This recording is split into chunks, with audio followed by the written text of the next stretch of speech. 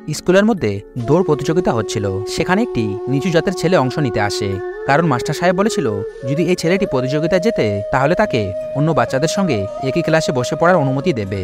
কিন্তু মাস্টারের এই কথায় উঁচু জাতির লোকদের ভালো লাগলো না। তারা বলল, এরা তো নিচু জাত, এদেরকে পেছনে দাঁড় করাও। ছেলেটি হতাশ হয়ে পেছনে দাঁড়িয়ে গেলেন। তখন সেখানে থাকা একজন শিক্ষক ইচ্ছে করে তাকে বড় জুতো পরিয়ে দিল, যাতে করে সে দৌড়াতে না পারে আর সেখানে হেরে যায়।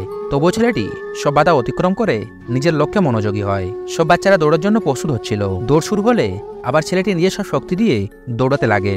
সেখানে থাকা সবার চোখ এখন তার উপরে। হঠাৎ বড় জুতোর কারণে সে মাটিতে পড়ে যায়।